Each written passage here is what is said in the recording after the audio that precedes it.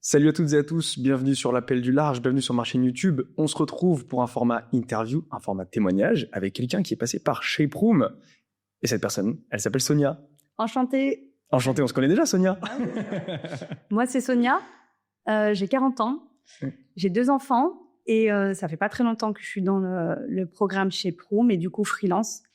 Et pour moi, ça a été un événement littéralement qui a littéralement, je veux dire, modifié ma vie, en fait. J'avais un schéma de vie maison, enfant, tout ça. Et en fait, en ayant été accompagnée par Shape Room, bah, ça a complètement changé tout ce que j'avais déjà, en fait, et au-delà même. Oh, ce teasing incroyable. Parfait pour l'introduction. Bah, du coup, je t'explique comment ça va se passer et puis je vous explique aussi à vous qui écoutez ou qui regardez comment ça va se passer. Si vous êtes habitué à regarder la chaîne ou à écouter l'Appel du Large, vous connaissez, je pense, la chanson. On va parler un petit peu de ce qui se passe en ce moment. Donc là, tu t'es présenté, on sait grosso modo qui tu es. On va parler de ce qui se passe en ce moment pour faire un état des lieux sur ta vie en tant que freelance. Tu parlais de changement, justement. Donc, ce serait intéressant qu'on aille un peu chercher tout ça, voir ce qui a changé aujourd'hui. Et après, on va repartir en arrière. On va grosso modo repartir à Sonia, peut-être 18-20 ans. Qu'est-ce qu'elle faisait pendant ses études et qu'est-ce qui t'a amené jusqu'à ce moment où tu t'es lancé en freelance et jusqu'à aujourd'hui dans ce fameux studio de podcast. Voyage dans le monde, un rêve de nomade, de Paris aux éclats des vagues. Ouais, donc du coup, explique-nous un petit peu ce qui se passe en ce moment. On fait un état des lieux sur ta vie de freelance et ta vie perso, parce que ça a un impact aussi. Ouais, bien sûr, les deux sont liés, hein, forcément. Ben, écoute, actuellement, là, j'ai pas mal de clients que je gère de la maison, donc j'en suis très très fière parce que c'était mon objectif en fait de base. On y reviendra plus tard, mais oui, donc je gère mes clients en toute autonomie à la maison. Je travaille avec des agences, avec d'autres clients en particulier, et puis je mène à bien mon petit train-train avec mes enfants et je gagne suffisamment ma vie, donc je suis contente et puis surtout je suis libre en fait. D'avoir des journées off pour pouvoir m'occuper de mes enfants, tout ce que je voulais, quoi, en fait. Voilà, on sait bien que le mercredi, c'est la journée des enfants. Donc, le mercredi, c'est vraiment ma journée off et ma journée avec eux, quoi. Donc ça, c'est cool. J'ai plus de temps avec eux. C'était aussi un de mes objectifs. Et de travailler de la maison, quoi. Trop bien, ouais. C'est vrai que c'est un sujet important. On va y revenir tout à l'heure, d'ailleurs, ce sujet aussi vie de famille, en fait, tu vois, à toute cette transition, parce que moi, je rencontre parfois des personnes qui ont entre 35, 40, voire plus aussi, 45, 50 ans, qui veulent se lancer en freelance et souvent il y a ces questions qui reviennent, comment je fais, faut que je subvienne aux besoins de mes enfants. Il y a aussi le temps à consacrer, tu vois, j'ai rencontré des personnes qui sont en CDI et il y a des enfants, donc il y a la vie de famille, donc ça peut être compliqué aussi de te dire, bah j'ai un projet à côté, je me lance en freelance, donc on va y revenir, on va voir un peu comment tu deals avec tout ça. Moi j'aimerais bien savoir, du coup tu as fini chez Proum fin mai début juin, on se le disait tout à l'heure. Quand tu as fini chez Proum, tu avais combien de clients? Et donc, c'était genre, il y a 2-3 mois dans ces eaux-là. Combien de clients et tu gagnais combien? J'avais 2 clients quand j'ai fini chez Broom. Hein. J'avais le bootcamp. J'avais 2 clients. Ouais. D'accord. Et je gagnais 1 000 €, un peu plus de 1 000 €, 1 200. Ok. Quelque chose comme ça. Là, actuellement, j'en suis à 4. Ok. À 2 000 €. Ok. Et je suis en pourparlers avec un autre client qui m'amènerait à 3 000 €. Ok. Très bien. Bah, écoute, c'est très bien, une belle progression. Ah ouais. Sachant que je suis partie de zéro, hein. Ouais. Que voilà, avant d'avoir chez Proum, j'étais en fin de droit. Enfin, c'était très compliqué pour moi et j'avais des croyances assez limitantes. Et en fait, quand je suis entrée dans le bootcamp, bah j'ai tout réussi à balayer, du moins, parce que on te donne, on te montre que tu peux avoir un autre mindset, justement, un autre état d'esprit. Et où bah tu enlèves toutes ces portes qui te ferment en fait sur la confiance en soi, sur voilà. Puis il y a un truc chez Proum qui m'a pas mal aidé à lever les blocages que j'avais, c'est en fait la vision. Quand l'exercice de la vision. L'exercice de la vision. Ouais, tu vois cet exercice-là que tu préconises de faire, où tu écris sur 1 an à 3 ans ce que toi tu aimerais, visualiser vraiment ce que tu aimerais, comment tu te vois en fait. Et ça, en le relisant, en fait, je me rends compte que c'est hyper puissant parce que déjà, ce que j'ai fait en moins d'1 an et ce que j'ai écrit sur ma vision 1 an, ça s'est déjà réalisé. Ah ouais? Ah ouais. Travailler de la maison. Oui. Ça faisait partie de ma vision. Travailler de la maison, pouvoir m'occuper de mes enfants dans le même temps. Ça fait partie de ma vision, tu vois. Ouais. Et donc, ça s'est réalisé. Je trouve ça hyper puissant, en fait. Ouais. Bah, ça l'est, hein. Ouais, la visualisation, c'est aussi la manifestation. Non, c'est hyper important. Et puis, le processus est aussi important. Donc, écrire, le ressentir, pouvoir le lire aussi. Et le faire à des moments propices. Donc, ça peut être le matin ou le soir. Tout ça, ça favorise, en fait, l'intégration du cerveau. Parce que peut-être, tu te rappelles, ça intègre, en gros, ton cerveau d'une manière un peu naturelle, de manière inconsciente. Et puis, je sais pas si tu as lu le livre Influence et manipulation. Tu retrouves le même process dans ce livre, en fait. En vrai, une reprogrammation du cerveau, en quelque sorte. Ouais, c'est un peu ça, en gros, en quelque sorte. Tu reprogrammes, entre guillemets, ton cerveau. Et donc, il s'imprègne de ce que tu écris un peu naturellement. Et ensuite, ça va agir sur tes actions d'une manière naturelle aussi, sur ta manière d'être. Tu vois, moi, je me rappelle, quand tu es rentré dans le bootcamp et quand on est sorti, je voyais pas la même personne, tu vois. Ouais, je sais. Et naturellement, ça influence tout ça. Alors, il n'y a pas que ça, évidemment, il faut se mettre au travail, tu le sais très bien. Mais ça joue quand même beaucoup. Et donc, tes actions influencent tes résultats. Donc, cet exercice, il est fondateur. C'est pour ça que j'arrête pas de le répéter tout le temps à toutes les sauces. Mais il faut vraiment que ce soit intégré. Il faut que ce soit une obligation pour les personnes de le faire, vraiment. Enfin, je le conseille. Moi, ça m'a vraiment aidé. Et je t'ai dit, ça m'a levé plein de portes qui, pour moi, étaient fermées, en fait. Tu vois. Et jamais j'aurais imaginé ça. Jamais. Et donc, on va reparler de tout ça. Très bon teasing, là, tout ça. J'adore. Mais moi, ce que j'aimerais bien savoir, parce qu'en plus, moi, je le sais pas trop, je crois. Tu l'as peut-être dit rapidement. Mais d'où tu viens, quelles études t'as fait, enfin, quel est ton parcours déjà au tout début Si on revient à tes 18 ans, par exemple, tu faisais quoi? T'étais où? Ouais, bah écoute, moi, ma passion, c'est le dessin. Je voulais rentrer... je dessine assez naturellement, en fait. Et je voulais rentrer dans une école de dessin. Mais mes notes, elles étaient minables, en fait, pour pouvoir rentrer dans une école d'art. Du coup, j'ai suivi une voie professionnelle grâce à la CPE. Et j'ai fait tout bêtement un BEP secrétariat que j'ai validé. Puis j'ai continué jusqu'en bac et BTS. D'accord. Donc j'ai fini en BTS assistant de direction.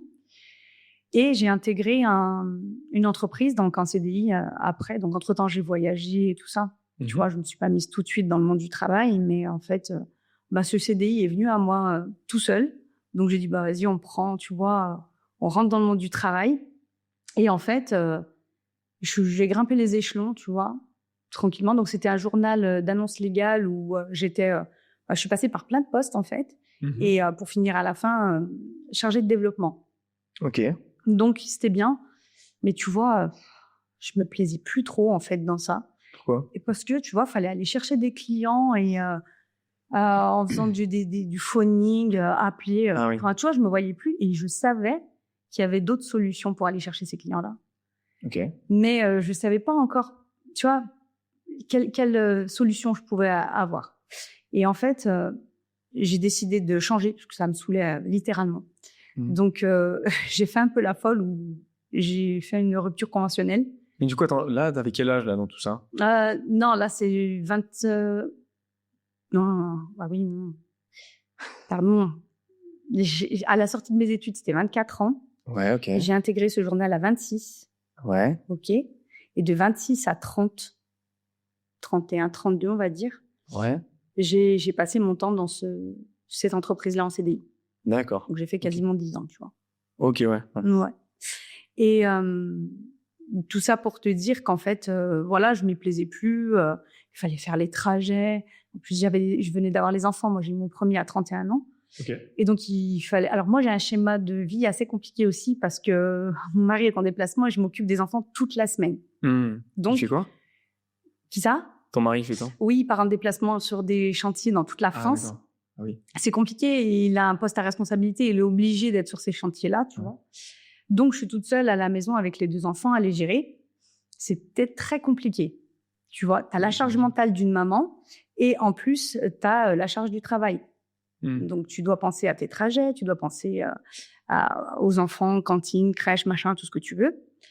Et en fait, tu n'as plus le temps pour toi. Tu te dis, mais c'est pas possible, mais c'est quoi cette vie?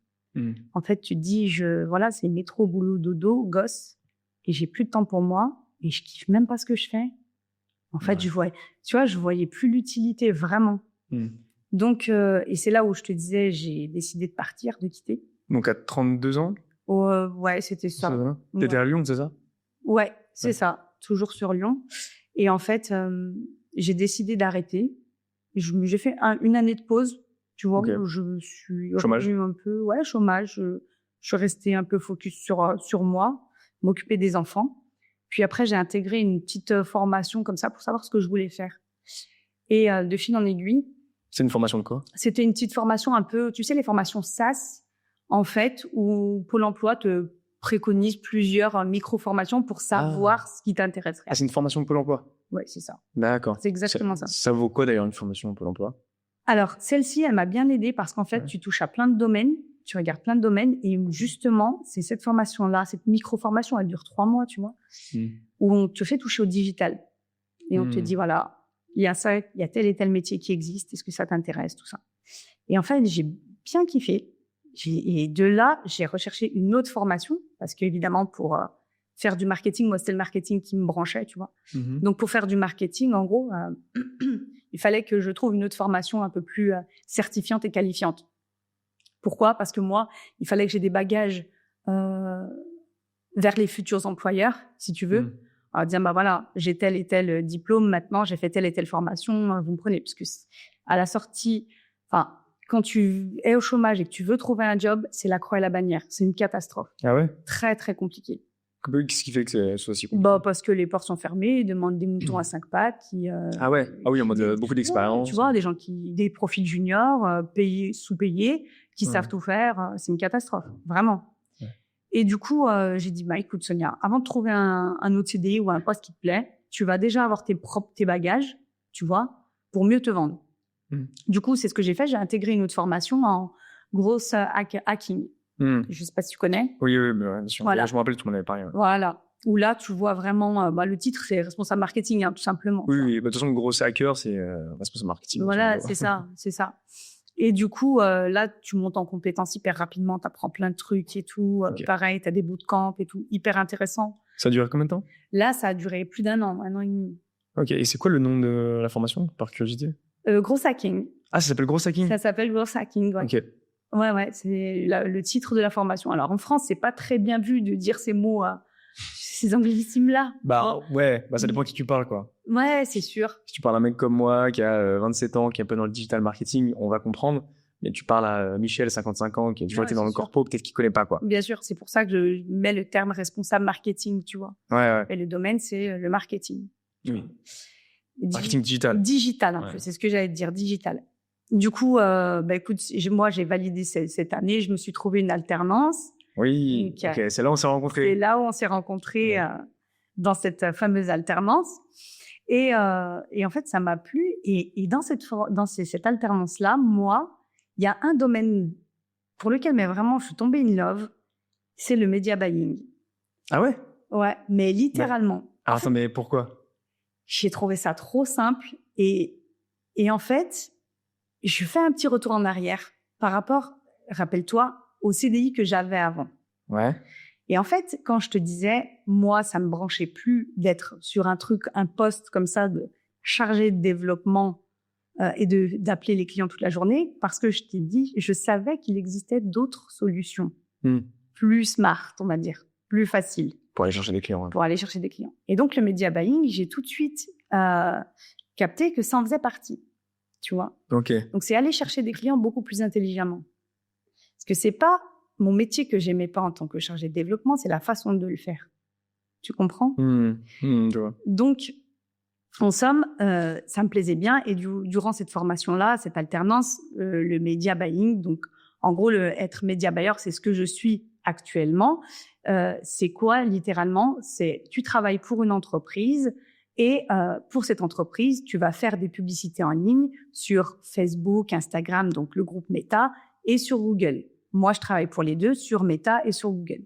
Donc, toutes les bannières pub que tu vois, tout ça, ça en fait partie.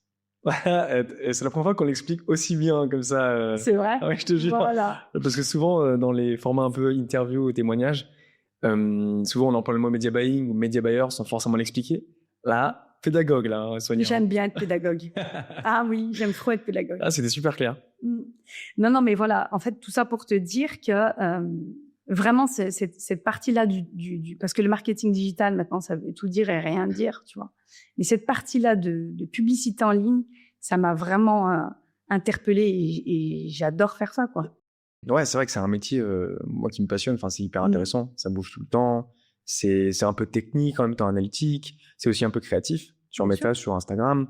Il y a l'aspect aussi un peu commercial. Quand toi, t'es en freelance, t'es prestataire. Donc, faut que t'ailles chercher tes clients, faut que tu discutes avec eux. Donc, t'as quand même un aspect humain. Plus à côté, tu gères ta boîte, hein, tu gères ton entreprise. Même si t'es en freelance, t'es à ton compte. Tu gères ta compta, des choses comme ça, tu vois. Moi, c'est ce que j'ai bien aimé. Et d'ailleurs, pour mettre juste un peu de contexte, tu sais, quand tu disais à l'alternance, pour que les gens puissent comprendre, on s'est rencontrés en alternance parce que donc moi, j'étais en mission en freelance pour une entreprise qui s'appelle Happily. D'ailleurs, big up à Happily. En gros, Happily, c'est un livre pour apprendre à lire aux enfants. Grosso modo, c'est une méthode pour apprendre à lire aux enfants. Et moi, je travaillais pour cette entreprise-là en freelance, en tant que média buyer. Et donc, Sonia était en alternance chez Happily avec Benjamin. Et tu faisais un petit peu de tout, c'est ça, hein, tu faisais, Oui, c'est ça. J'étais responsable marketing et puis comme toi, tu étais prestataire et que je regardais aussi un peu tout ce que tu faisais, c'est là où vraiment ça m'a interpellée, quoi. Oui, c'est vrai, je me rappelle, on s'était pris quelques appels une fois tous les deux, où je t'avais expliqué 2-3 trucs. Je me rappelle de ça, ouais. C'est ça. C'est un peu grâce à toi, Nicolas, en vrai, parce que si tu n'avais pas eu cette pédagogie, en fait, de me montrer un peu plus en détail, parce que si tu veux, dans la formation, tu peux pas faire du media buying, parce qu'il faut un budget pub. Ouais. Donc, les écoles du digital, elles n'ont pas forcément des budgets pub à dépenser, tu vois. Ils te disent 100 €, 200 € max. C'est pas ouf, quoi, pour tester, tu vois. Mais tu avais quand même déjà commencé à créer des campagnes et tout. Un petit peu, mais ouais. Tu vois, en groupe, en bootcamp, dans la formation, mais pas en solo. Et puis, c'était pas aussi poussé que chez Shaperoom. Hein. Ah, mais justement, c'est ça que je voulais savoir. C'est quoi la différence entre ce que tu as vu dans ta formation Gross Hacking, là, en media buying, et ce que tu as vu dans Shaperoom? C'est quoi la différence? Shaperoom, on va dire que c'est beaucoup plus poussé, justement, sur cette thématique-là de la publicité en ligne. D'accord. On creuse davantage, tu vois. Ouais. Puis, il y a tout un écosystème autour de Shaperoom. Il y a pas, comme tu disais, il y a la prospection parce que tu sais que c'est ton entreprise, donc tu vas devoir apprendre à prospecter, tu vois, à te vendre. Et c'est vraiment, il y a les données à analyser. Enfin, il y a vraiment toutes ces thématiques-là, tu vois. Tandis que à l'école, alors je vais pas cracher dans la soupe, hein, mais on reste en surface, notamment sur cette thématique du media buying. Ok. C'est hyper intéressant ce que tu dis parce que c'est pour ça qu'avec Shaperoom, tu vois, sur du long terme, mais ça commence dès aujourd'hui, et j'ai envie de créer cette école 2.0. Parce que moi, j'ai fait une école du digital, tu vois, qui est un peu la nouvelle génération, mais maintenant, ça fait un petit moment qu'elle existe, ça fait genre 25 ans, tu vois. Et j'en vois d'autres fleurir, tu vois, je pense à la Rocket School, par exemple. Là, tu me parles de Gross Hacking. Mais tu vois, ce qui est dommage, je trouve, c'est que ces organismes-là restent quand même des écoles un peu classiques, où, tu l'as dit, c'est en surface, ça reste théorique. La Rocket School, je sais que c'est une école un peu classique où tu fais des alternances, etc. Et pour l'instant, j'ai pas trouvé, en tout cas côté école, hein, je parle pas côté formation, côté école institutionnelle, on va dire, il y a pas de format un peu bootcamp ou un peu où t'apprends vraiment tu vas loin dans les sujets, t'apprends à démarcher, t'apprends à monter ton entreprise si tu veux. Alors après, j'imagine que la Gross Hacking là, on t'apprend des skills, on t'apprend des compétences et c'est tout, non? Oui. Pour que tu puisses aller trouver un job derrière. Oui, et t'apprends à pitcher pour pouvoir te vendre, mais c'est tout, en fait. Comme tu dis, on t'apprend pas à monter une entreprise, à gérer ton business et à aller chercher des clients, quoi. Ouais, c'est ça. Parce que, alors, moi, chez Shaperoom, c'est vraiment centré sur la partie freelance. Mais au-delà de ça, je trouve que le format, en tout cas, que je veux impliquer, que je veux faire pour Shaperoom est intéressant parce que ce que je voudrais, c'est des bootcamps spécialisés dans plusieurs domaines. Donc là, c'est que media buying parce qu'on commence et parce que je suis spécialisé là-dedans. Et l'idée, c'est d'en ouvrir d'autres après sur d'autres thématiques. Mais c'est vraiment à l'image d'une école un peu classique, une filière par thématique. Ouais. Où du coup, t'es vraiment, tu deep dive dans ta thématique, tu vas voir un peu les différentes théories, les cas pratiques, etc. Et ensuite, donc toi, tu fais partie de la communauté, du collectif. Pour moi, une école, tu devrais jamais vraiment la quitter parce que, tu vois, tu le disais, tu t'es formé vers tes 20 ans c'était quoi? Un secrétariat. Voilà, secrétariat. Ensuite, tu as dû reprendre, du coup, entre guillemets, tes études. Bon, c'était assez rapide, mais tu as quand même fait entre 1 an et demi, 2 ans, je crois, tu disais, enfin, avec Pôle emploi, c'était dans ces eaux-là.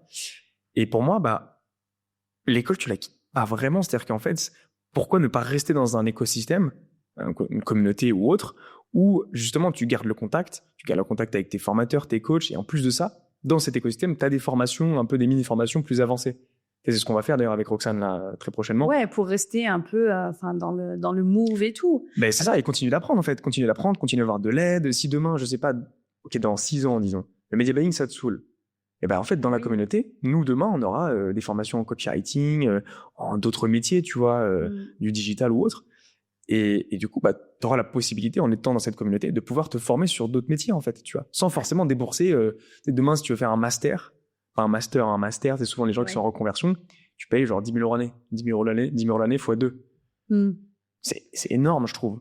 Ouais, c'est vrai que c'est... Et moi, pour moi, l'école, je la vois comme ça, tu vois. C'est-à-dire que c'est pas un système où c'est cadré, tu fais ça pendant tant d'années, et après, et oui, tu sors. C'est un truc où c'est plus ou moins toujours là, tu vois. C'est ça, mais en fait, ces organismes-là, ces écoles du digital, le problème, c'est qu'elles ont des partenariats avec France Travail et tu sais, les régions ils ont des subventions, en fait. Donc, ils ont un quota à obtenir en termes de diplômés. Et ensuite, ces étudiants-là, une fois qu'ils ont leur diplôme, ça devient ce qu'on appelle des alumni.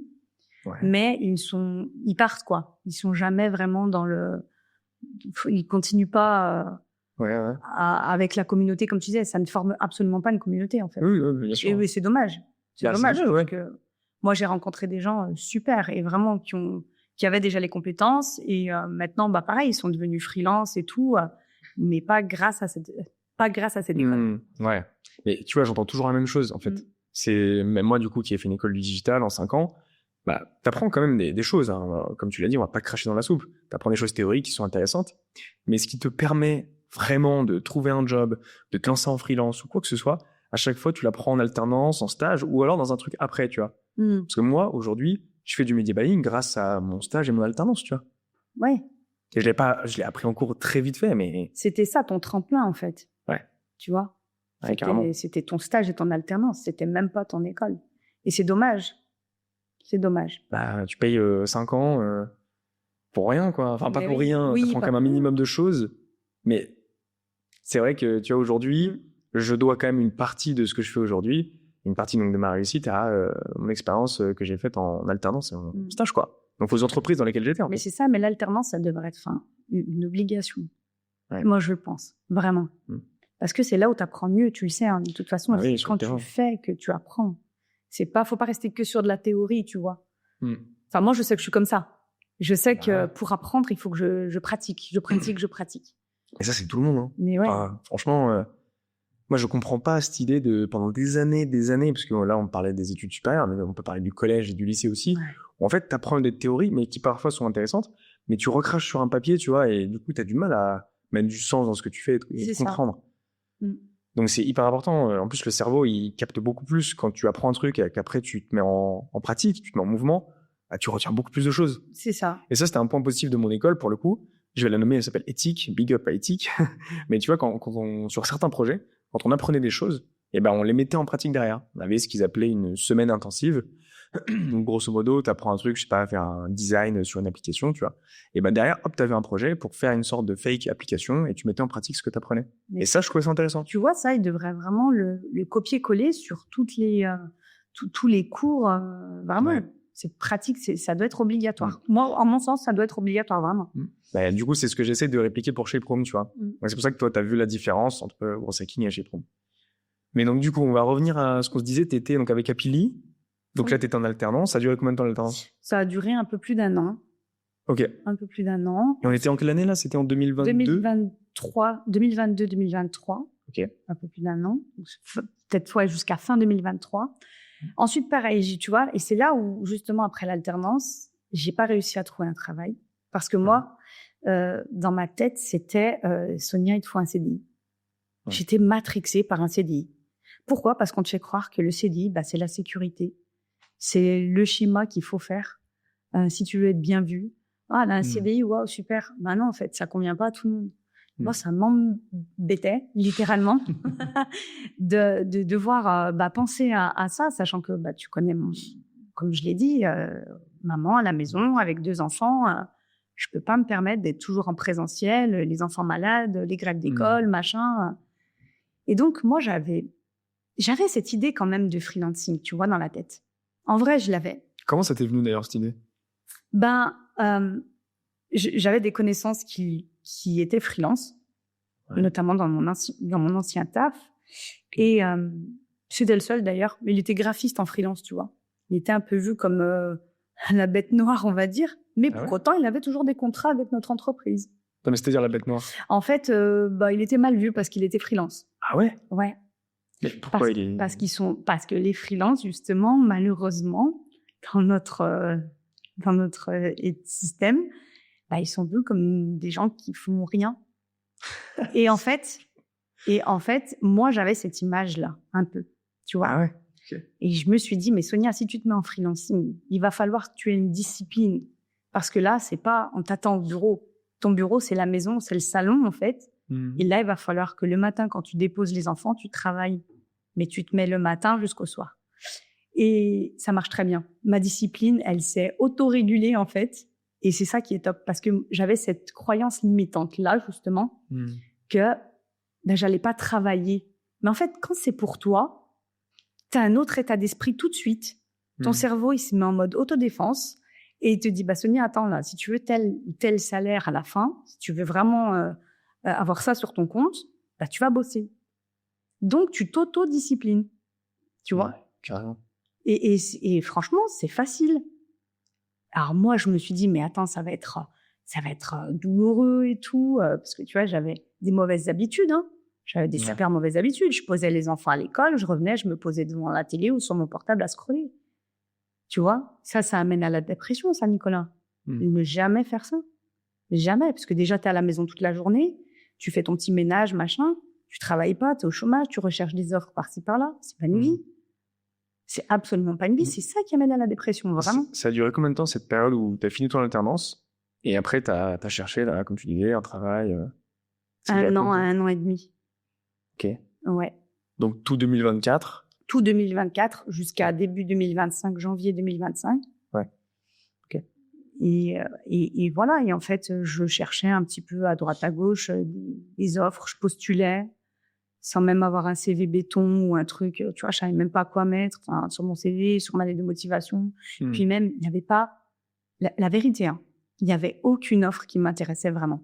Je postulais pour postuler. J'avais pas, si tu veux, une offre ou une entreprise coup de cœur dans laquelle vraiment j'aurais aimé travailler. Ouais. Tu vois? Et je pense que c'est ça qui a conforté mon idée de me mettre en freelance. Parce que pourquoi travailler en réalité pour un client, une entreprise, aller pendant 5 ou 10 ans toute ta vie? Parce qu'en freelance, en réalité, tu peux avoir le choix de tes clients. Et ça, c'est top. Ah ouais. Et ça, vraiment, et tu peux choisir, en fait.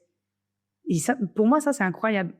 D'avoir ce choix-là de tes clients, c'est waouh. Ouais. C'est exceptionnel. En freelance, c'est une liberté presque totale. Enfin, pour moi, la liberté, c'est choisir ses contraintes. Et donc, tu choisis tes horaires, tu choisis tes jours de travail, tu le disais tout à l'heure, tu choisis tes clients. Ça, c'est vrai que quand tu as ce luxe, c'est génial parce que tu choisis les gens avec qui tu bosses, quoi.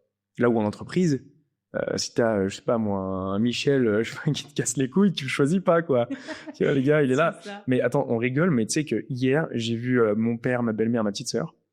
Une petite sœur, elle a fait comment on appelle ça? C'est quand t'es commis d'été. T'es dans les grosses boîtes de 1 mois, t'as des commis genre stagiaires, tu vois, de 1 mois. Elle a travaillé dans une grosse entreprise, vraiment une très très grosse entreprise, et elle m'a raconté 2-3 anecdotes. Mais en vrai, j'étais sur le cul, quoi. Parce que elle me disait, tu vois, j'ai parlé avec un mec, un manager, je sais pas, une 40aine d'années, je pense, un truc comme ça. Et il lui racontait une anecdote. Il lui disait, ouais, moi, quand j'ai commencé, j'ai dû faire mes armes, etc. J'ai dû quand même cravacher pour pouvoir arriver là où j'en suis aujourd'hui. Et il lui raconte une histoire. Il me dit, à un moment donné, je devais présenter quelque chose, un projet qu'il y avait avec une équipe, pour je ne sais plus quelle raison. Il présente du coup son projet, c'était en visio, etc., devant son directeur. Il présente toutes les slides et tout, et puis à la fin, donc t'avais 20 personnes quand même qui assistaient au truc, plus le directeur et puis je sais pas qui, le mec au-dessus du directeur, tu vois. Et puis la présentation s'achève. Elle dit, il y a un petit blanc qui s'installe, tu vois, de 10 secondes. Et le directeur, il regarde son directeur à lui, tourne la tête, il dit, tu vois, je t'avais dit qu'il était con. Et genre devant tout le monde, devant 20 personnes, et devant le mec en visio, tu vois, plus l'équipe avec qui il a bossé sur le projet. Tu te rends compte ou pas? C'est limite. Hein. Et en fait, elle m'a raconté, ça c'est une histoire. Mais des histoires comme ça, il y en a plein. Elle m'en a raconté 3-4. Mon père, du coup, qui était là, parce qu'on en parlait ensemble, il me disait, mais ça c'est la réalité, dans les boîtes comme ça, etc. Et j'étais, mais sur le cul. Je me dis, mais Dans quel monde on vit, en fait, tu vois? Ouais. Pourquoi on a créé ça, tu vois? C'est un truc de fou. C'est ça. Et t'imagines, aujourd'hui, t'es en freelance. C'est pour ça que il y a des gens, je pense, qui ont du mal peut-être à concevoir ce qu'on fait. C'est pour ça que c'est important ce qu'on fait là en ce moment, là, quand on discute, parce que il y a des gens qui parfois découvrent le freelancing, comme Lucien, il savait pas ce que c'était, qui découvrent le media buying, etc. Et il y a des gens, pour qui c'est tellement loin parce qu'ils vivent ce genre de situation que je viens de te décrire, tu vois. Mais tu sais, Nicolas, qu'il y a de plus en plus de freelance en France et que ça va se démocratiser et que c'est une des solutions. Enfin, franchement, moi, j'y crois et c'est pour ça que je prends le train au bon moment. J'en suis convaincue de mon choix, mais j'en suis convaincue parce que c'est l'avenir. Parce que maintenant, les entreprises, elles vont plus... Regarde, elles sont surchargées avec leurs salariés. Ouais. Ça coûte cher. Ça coûte hyper cher. Un freelance, ça te coûte moins cher. Tu vois, et en fait, on a des libertés dans les deux cas. Si tu vois, peu importe le côté où tu es, que ce soit l'employeur, du moins, qui t'emploie, il va avoir ses charges diminuées. Et puis, il pourra mettre un terme à ton contrat si... voilà. Là, maintenant, à l'heure actuelle, elle s'est dit, va le virer. C'est juste pas possible. C'est juste pas possible. En fait, même si c'est un con, comme tu dis, comme tu m'as pris l'exemple juste avant, là, avec son directeur, enfin, c'est juste pas possible. Il s'est pas fait virer. Hein. Il s'est pas fait virer, mais quand bien même c'est un con, peut-être que c'est vrai, peut-être que c'est pas vrai, tu vois. Et je sais qu'il y en a des petits chefs comme ça qui... Il y en a plein, j'en ai connu, enfin, il y en a plein qui font des petits chefs. C'est juste horrible, juste horrible, ça plombe l'ambiance au boulot. Ouais. Et c'est pour ça que moi, j'ai choisi le côté freelance. En fait, c'est pas que j'aime pas les gens, j'adore les gens. Vraiment. Je suis ouverte d'esprit, tout ce que tu veux. Mais franchement, les petits chefs comme ça, je peux pas. Je préfère travailler pour moi, pour ma pomme. Et je sais que j'en suis capable parce que d'autres ont réussi.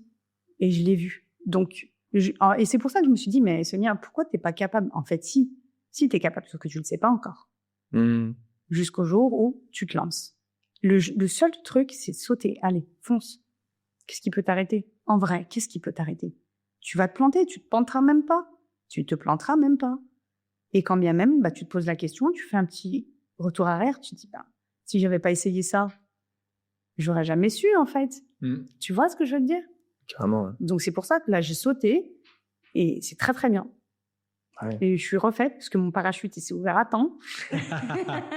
Non, mais c'est le bon mindset. Mais oui. C'est ça, et c'est toi avec toi-même, parce qu'en fait, à partir du moment où t'es bien accompagné et t'es bien entouré, je veux dire, t'as aucune raison de ne pas y arriver, tu vois. Si ce n'est toi, en fait.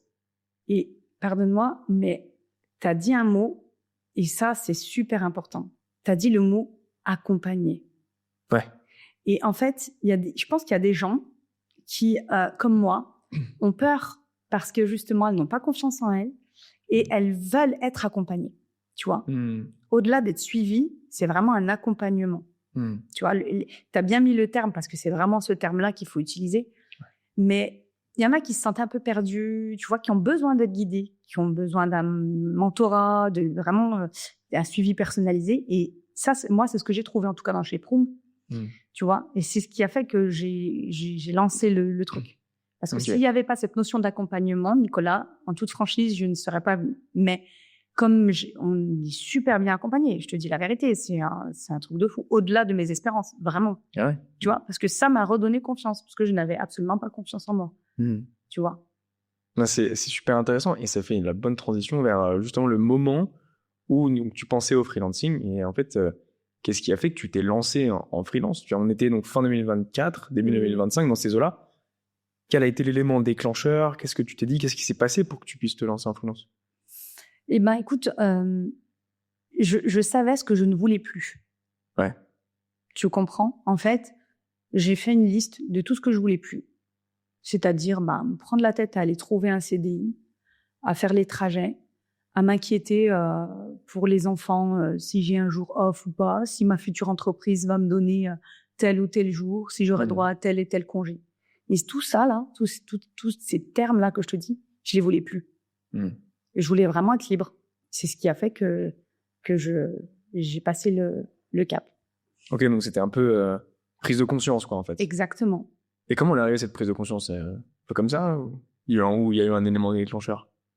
Ouais, c'est un peu un ras-le-bol aussi, où en fait, je me suis dit arrête de penser, parce que je pense beaucoup au futur. Tu vois, moi, je suis pas dans le passé, moi, je suis dans le futur.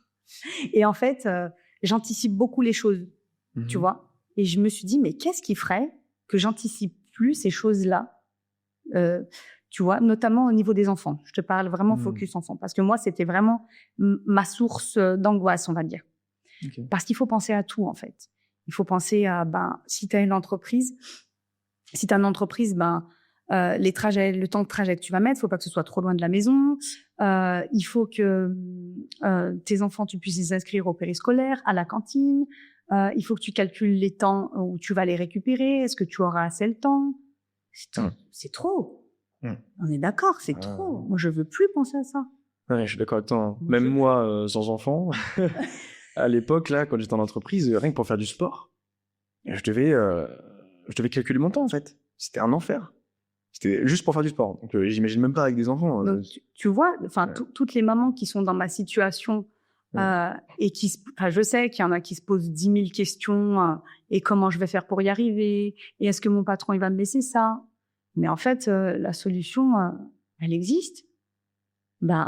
C'est pour ça que, tu vois, quand tu me dis, mais c'est quoi l'élément déclencheur? C'est ça, c'est toutes ces questions-là que je voulais plus me mettre dans la tête. Je ne veux plus penser à ça. Tu vois, moi, j'ai un enfant qui doit aller chez l'orthophoniste une fois par semaine. Pareil, source d'angoisse. Parce que les orthophonistes, ils travaillent pas le week-end. Le soir, pour trouver un orthophoniste, une place, c'est 1 an. Quand bien même tu arrives à avoir une place chez un orthophoniste, il faut que ce soit entre midi et 2. Donc, toi, si tu es au travail à l'autre bout de la ville, comment tu fais pour ramener ton petit chez l'orthophoniste? Ensuite, il faut le déposer. Mais c'est invivable. Ouais. Moi, je veux plus tout ça. C'est ouf parce qu'en fait, tu vois, quand je t'écoute, je me rends compte que le freelancing et le media buying, du coup, ce style de vie te permet d'avoir un réel impact, en fait, sur le monde qui t'entoure. Tu vois, c'est pour ça que c'est hyper intéressant qu'on puisse discuter. Parce que les précédents, on est tous plutôt jeunes, on n'a pas d'enfants. Et là, tu te rends compte concrètement que ce style de vie te permet non seulement d'être libre, on parle souvent de choisir ses horaires, choisir ses clients, mais tu vois, cet exemple, il est très parlant parce que ça impacte directement la qualité de vie familiale et il y a aussi ce qui se passe avec tes enfants. L'orthophoniste dit qu'il a besoin d'aller, je sais pas, peut-être mieux s'exercer pour mieux parler, ou c'est ça, non? C'est ça, c'est ça, ouais. Et donc, c'est important aussi, tu vois, pour la vie de famille, pour lui, ces 2 enfants de garçons. 2 petits garçons, oui. Ouais. C'est aussi important pour lui de faire toutes ces choses-là, tu vois. Et donc, je trouve ça intéressant parce que se lancer en freelance, c'est pas juste pour gagner de l'argent, c'est pas juste pour être libre, même si évidemment, ça en contribue. Mais c'est aussi, ça impacte le monde qui t'entoure. Alors, tu me crois ou pas, c'est ce que je pensais au début. De quoi? Parce qu'en fait, au début, je me suis dit, freelancing, bon, ok, mais ça va te permettre de gagner plus d'argent. Et en fait, ce qui est passé devant cette notion d'argent, c'est plus ma tranquillité d'esprit vis-à-vis des enfants. Tu vois, cette liberté. C'est devenu numéro 1 de mes priorités. C'est pour ça que le freelancing, c'était une évidence, en fait. Il fallait que j'aille là-bas. Et que moi, ce modèle-là d'entreprise, métro, boulot, dodo, ça me convenait plus. Et donc, qu'est-ce que tu dirais à quelqu'un comme toi, 40 ans, 2 enfants, etc., qui hésite à se lancer en freelance? Tu lui dirais quoi? Mais il faut plus hésiter, en fait. Mais très clairement, parce que si vraiment, au fond de son cœur, cette personne-là, c'est ce dont elle veut, c'est ce dont elle rêve, c'est possible. Moi, j'en suis la preuve. J'ai 2 enfants, je suis considérée comme toute seule à la maison. Bon, mon mari est là les week-ends, mais bon, je gère la famille toute seule la semaine. Donc, c'est que du plus. Honnêtement, c'est que du plus. Il faut pas avoir peur. Il faut mettre ses peurs de côté. Dans des moments comme ça, il faut littéralement mettre ses peurs de côté. Parce que, comme je te disais tout à l'heure, qu'est-ce qui va t'arriver? Si tu te lances pas, mais qu'est-ce qui va t'arriver? Tu vas encore réfléchir, tu vas encore penser à ta charge mentale, à tout ce que tu dois faire, tout ce que tu dois... à ton patron encore. Mais attends, il y a des solutions, ouais. Et fort heureusement, et on est en France, et on a des aides, et c'est super, en fait. Donc, faut en profiter. Il faut en profiter littéralement. Parce que toi, c'est ce que tu t'es dit, du coup, quand tu t'es lancé, t'as mis tes peurs de côté. Ouais. T'avais quoi comme peur? C'est ça, de pas décrocher des clients. Ouais. Tu vois. Après, de pas assez m'investir aussi. Tu vois. Ouais. Donc, tu doutais aussi de ton investissement personnel. C'est ça. Ok. Mais en fait, ça vient naturellement. Donc, je t'ai dit, quand tu es déterminé et que tu penses à ton objectif, et moi, mon objectif au début, c'était l'argent, comme je t'ai dit, mais en réalité, c'était plus les enfants. Après, l'argent, c'est aussi un moyen. C'est aussi un moyen, bien sûr. Et en fait, quand tu penses à ton objectif et à toutes ces choses que tu ne veux plus penser, tu vois, comme je te l'expliquais, et ben en fait, tu vas tout faire pour y arriver et ta discipline, elle va venir naturellement, tu vois. Et donc, moi, toutes ces peurs-là, en réalité, je les ai mises de côté. Je me suis un peu forcée pour certaines peurs liées à l'argent, tout ça, tu vois, par exemple, peur de pas assez gagner. Mais en fait, j'ai reprogrammé mon cerveau en me disant, mais Sonia, tu vas les avoir, tu vas avoir cet argent, t'inquiète même pas. Enfin, tu sais ce que tu vaux, tu sais qui tu es. Tu comprends? Ouais. Et comment t'as fait du coup pour aller vers ce mindset, tu disais, la discipline, elle arrive naturellement. Comment t'as fait en fait? Qu'est-ce qui s'est passé? Alors, pour que la discipline arrive naturellement, j'ai pas de réponse. C'est vraiment venu à moi, en fait, comme s'il y avait un moteur qui me poussait. Okay. Tu comprends un peu? Tu vois l'image, le moteur qui te pousse et c'est bon, tu sais quoi, je suis là pour t'aider. Vas-y, maintenant tu travailles, tu fais ça, ça, ça. On aurait dit vraiment que mon cerveau, je l'ai rééduqué. Je te jure que c'est vrai. On aurait dit que j'ai réussi à rééduquer mon cerveau. Parce que moi, reine des procrastinateuses, je sais pas comment on dit, la reine de la procrastination, comme je t'ai dit, à scroller machin, je suis passée du tout au tout. Hein. Et je l'ai senti, je l'ai vu, quand t'es rentré dans Shape Room, je l'ai senti, t'as mis peut-être un mois un petit peu à te mettre en route, mais t'avançais. Mais je me rappelle, j'étais là pour te cadrer un petit peu. Et à un moment donné, je sais pas exactement ce qui s'est passé, c'est pour ça que je suis curieux, tu vois. Ah ouais. Et à un moment donné où il y a eu un switch, c'était pas d'un coup, c'était graduel, mais par contre, je crois me souvenir que dès que tu as eu ton premier client, dis-moi si je me trompe, mais j'ai senti qu'il y a eu un vrai switch. Il y a un moment donné où la Sonia que j'ai vue à la fin du bootcamp, c'était pas du tout la même que celle du début. Hein. Ouais. C'est peut-être ça, ouais. Alors moi, je zappe un peu, en toute transparence, mais c'est peut-être ça, t'as raison. Je pense que quand j'ai eu le premier client, ça m'a... Tu l'as eu quand? Début juin, on va dire, fin mai, début juin. Sachant que, tu vois, juste avant, Nicolas, quasiment avril, même, ouais, mars, avril, mai, en fait, tu fais des calls avec des clients potentiels et tout. Ouais. Tu vois.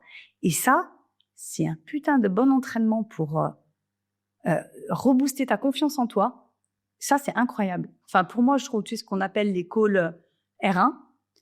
En fait, l'appel découverte client, en gros, quand c'est la première fois que tu parles à un client, et ben, je trouve que c'est ça qui a déclenché quelque chose. Ouais, de toute façon, dès que t'es dans l'action, dès que t'es au contact, tu vois, quand t'es sur le terrain, c'est là où tu progresses. Parce que donc, du coup, t'es rentré dans Shape Room en février 2025.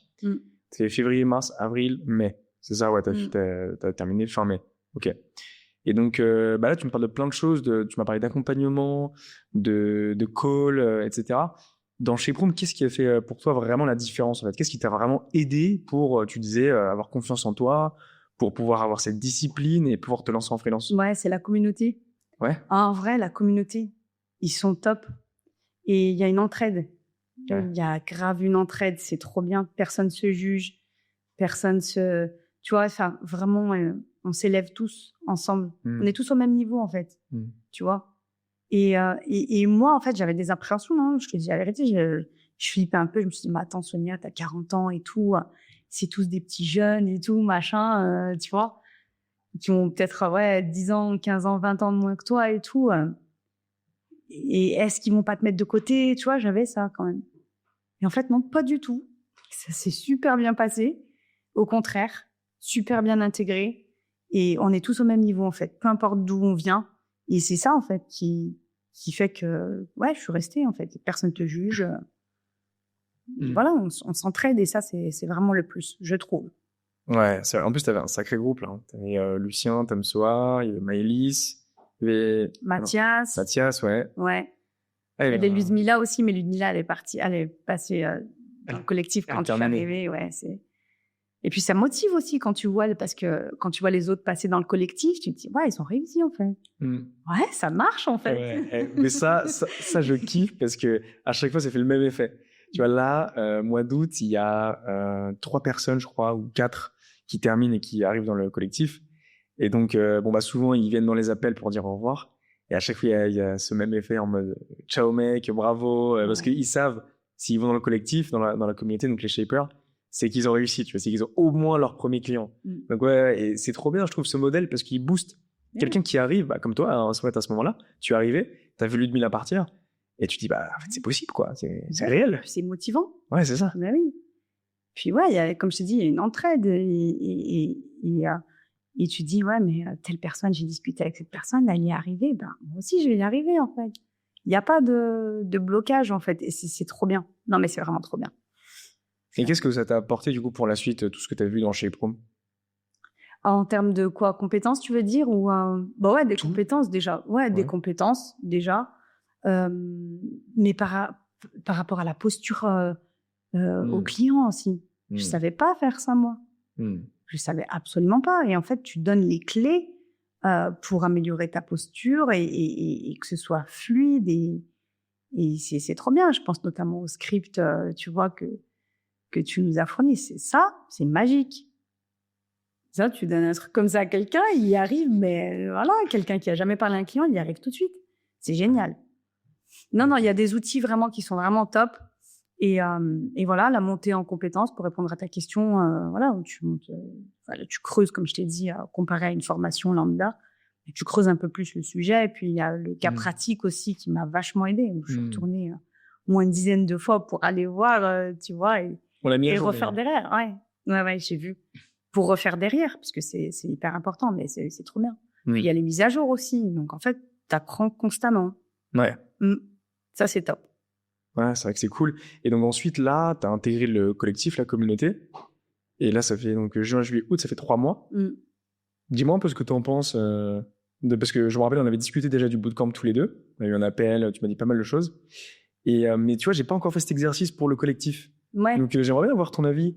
Là, ça fait 3 mois. C'est quoi ton avis, positif comme négatif aussi, tu vois, parce que autant en parler là maintenant. Bah oui, bien sûr. Non, mais t'as raison, t'as tout à fait raison. Le collectif, le plus, je dirais, c'est que, tu sais, quand t'es dans vraiment le cas concret du client et que tu rencontres certaines problématiques, en fait, le collectif, on est là, on pose le sujet de la problématique et en fait, tout le monde trouve des idées. Et ça fait la force, en fait. Ça fait une force. On n'est pas tout seul. Il y a plusieurs cerveaux qui réfléchissent au même sujet, à cette problématique. Et je trouve ça génial, vraiment. Donc là, tu parles des coachings 2 fois par semaine avec Roxane? Oui. Ok. Ça, c'est les coachings 2 fois par semaine. Il y a aussi le coaching, il y a aussi l'aide que Roxane nous apporte sur Slack, indépendamment, où tu lui fais des petites vidéos de ta problématique et où elle t'aide. Ça, c'est génial. Ouais. Ça, c'est vraiment...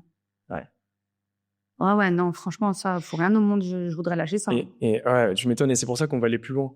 Donc là, tu sais, il y a une présentation mardi, là, je vous ai tous invités. Oui.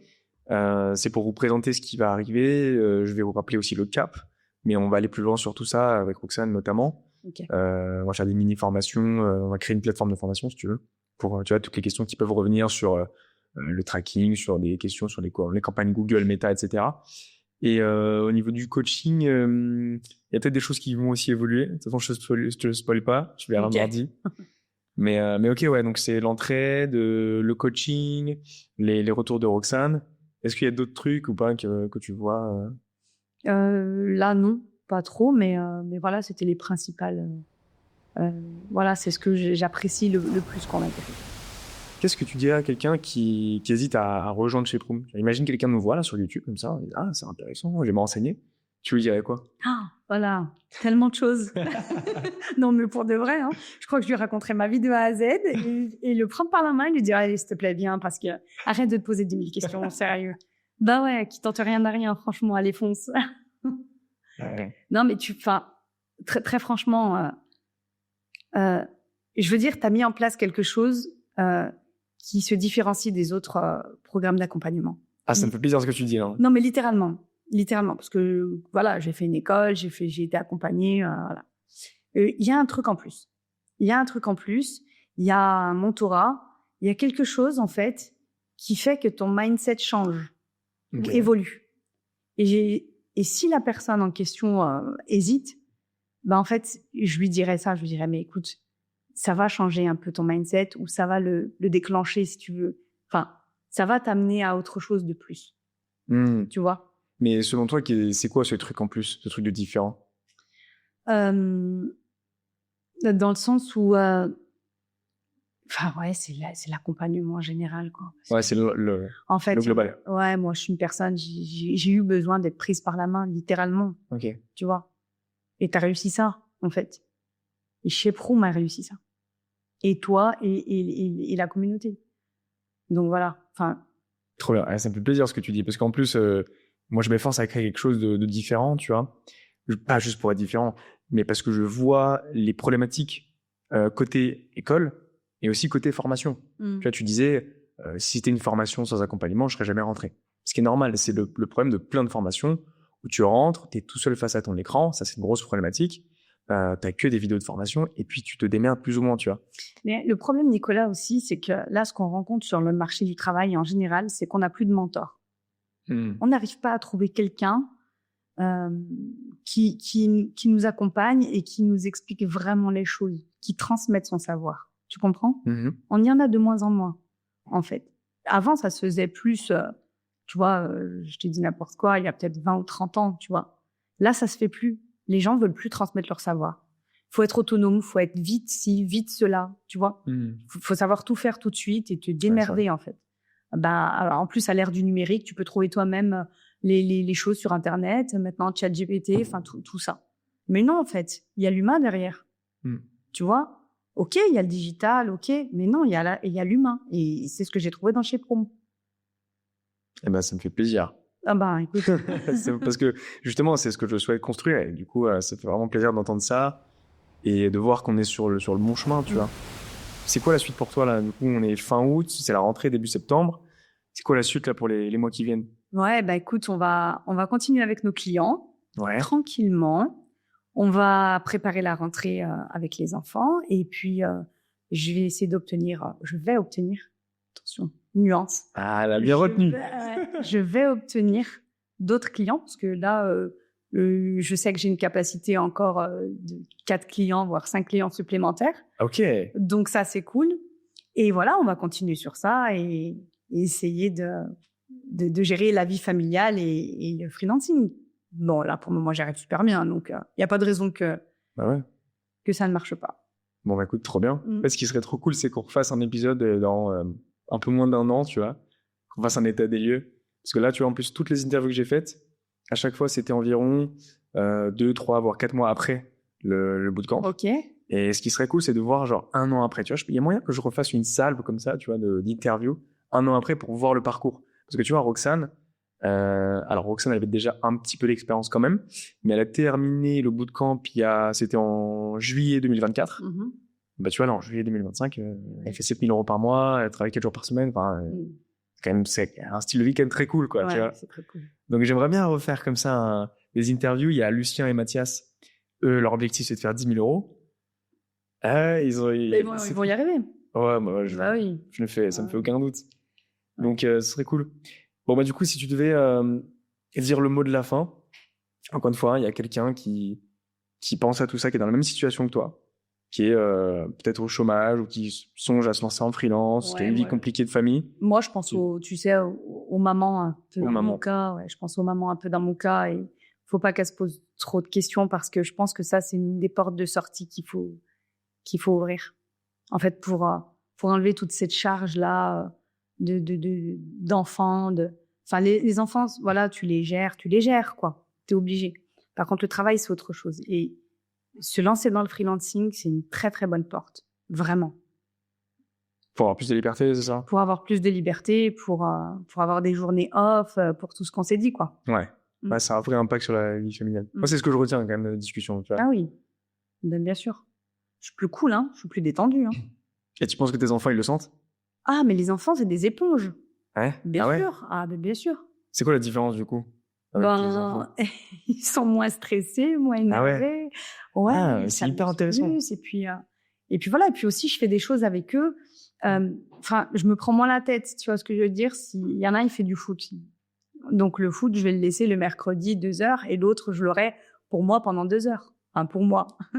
Passer du temps avec mon deuxième pendant 2 heures pendant que l'autre est au foot. Et ça, c'est inestimable. Ça n'a pas de prix, mais vraiment. Bah ouais, c'est clair. Parce qu'en fait, au final, tu vois, ton job en freelance, donc le media buying et le freelancing, les deux couplés, ça te permet d'avoir du temps pour tes enfants et ta famille. Et franchement, dans la vie, c'est ça qui compte, quoi. Ouais. C'est passer du temps avec les gens que t'aimes. Et tu vois, c'est ultra intéressant. J'ai encore appris un autre truc, ce système d'éponge, c'est vrai, en fait. Je m'étais pas posé la question, mais tes enfants, du coup, ouais, ils sont moins stressés, ils sont peut-être plus épanouis aussi, ils passent plus de temps avec leur maman. C'est ça. Moi, j'ai en plus des objectifs pour eux. C'est travailler mieux à l'école. Donc, on va passer du temps sur un peu plus les devoirs aussi, les journées off. Non, mais sans rire, c'est vraiment pour passer du temps avec eux. Parce que je vais te dire quelque chose. Eux, ils grandissent. Ce temps, tu le rattrapes pas. Tu le rattraperas jamais, ce temps avec tes enfants. Et je veux pas louper ça pour rien au monde. Je peux pas revenir en arrière pour le coup. Donc, c'est maintenant ou jamais. Et ben, je te propose qu'on finisse là-dessus. Voilà. C'était parfait. Top. Ouais, écoutez, si vous avez aimé ce podcast ou cette vidéo YouTube, n'hésitez pas à donner de la force à Sonia, donner de la force à notre communauté, les gars. Ça veut dire quoi? Ça veut dire s'abonner à la chaîne YouTube, s'abonner au podcast. On laisse une note aussi, si vous pouvez, comme ça, au moins le podcast peut être mieux référencé. Et puis, si vous souhaitez vous exprimer, n'hésitez pas à mettre un commentaire. Et puis, je le dis de plus en plus, n'hésitez pas à me contacter sur Instagram, parce qu'en fait, récemment, j'ai reçu plein de messages, une petite dizaine de messages sur Instagram, des gens qui me disaient « Ouais, j'adore tes vidéos YouTube, j'ai écouté ça, ça m'a motivé. » Et ça fait trop plaisir, parce que, tu vois, à chaque fois, t'es souvent derrière un micro, derrière une statistique ou quoi. Donc, envoyez-moi des putains de messages Instagram, les gars, ça fait trop plaisir. Et puis, si tu veux, ils peuvent me contacter aussi pour des personnes qui se retrouvent dans ma situation et qui ont des questions. Mais comment on te trouve, du coup? Où est-ce qu'on peut écoute, soit par mail, j'ai envie de te dire, mais sinon, je suis sur Instagram aussi. Ok, donc tu veux donner quoi, ton Instagram ou ton mail? Mon mail. Ton mail. Bon, vas-y, tu peux dire ton mail. Ouais, saw85, SAW85, @live.fr. Je suis à l'ancienne, c'est MSN. Bon, voilà. Si vous avez des questions, n'hésitez pas, vous pouvez contacter Sonia. Vous pouvez évidemment m'envoyer un message sur Instagram. Et je vous le répète, abonnez-vous, notes, commentaires, tout ça. Vous connaissez la chanson. Et on se retrouve à très bientôt. Ciao.